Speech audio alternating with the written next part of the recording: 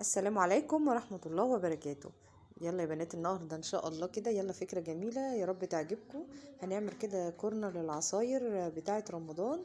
المكان ده كده في اول المطبخ، وانا حطيت عليه زي رخامة كده بحامل. تمام. دي مش رخامة، دي سيراميكا عادية جدا.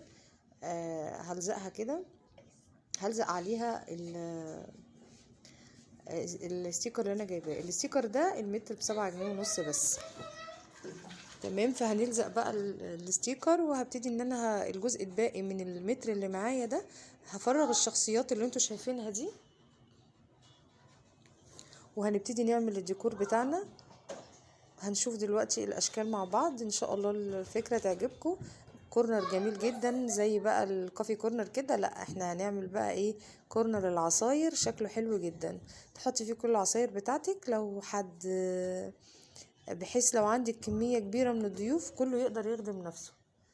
تمام. هنشوف مع بعض كده. يلا هنلزق بقى الايه، اول واحدة معانا هنلزق الشكل ده حلو جدا، وهبتدي احطه هنا كده. تمام. شكله حلو قوي.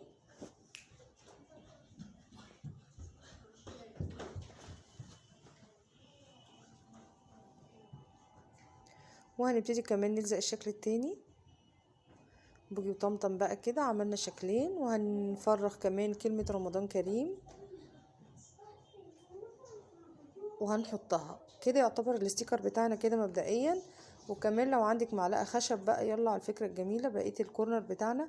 معلقة خشب، شوكة خشب، الحاجات دي بتبقى حلوة، سكينة قديمة.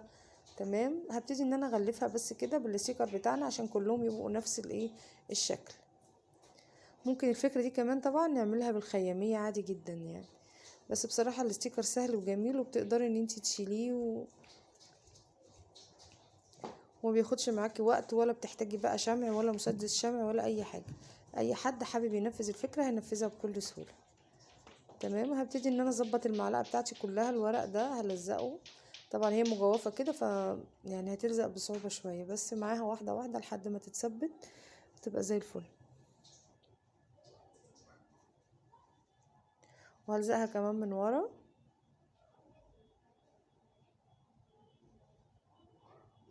ماشي يا بنات، كده انا بقى رصيت الكوفي كورنر بتاعنا. والحته بتاعت المعلقه ان انا زوقتها اتقطعت، انا زوقت المعلقه وكتبت عليها يعني اخر الكلمه كانت رمضان كريم اهي، هتبان دلوقتي معاكم. كده شكل الكورنر بتاعنا. بتحطي بقى الكوبايات والصينيه ولو شاي والعصاير بتاعتك في البرطمان بودر والمعالق وكل حاجه، بحيث مثلا اللي هيعمل كوبايه عصير تبقى سهله عليه جدا. وهنا دلعنا الكورنر بتاعنا ده بقى بايه، شويه انوار كده. يلا يا رب الفكره تعجبكم، اللي عايزه تدلع مطبخها. والسلام عليكم ورحمه الله وبركاته.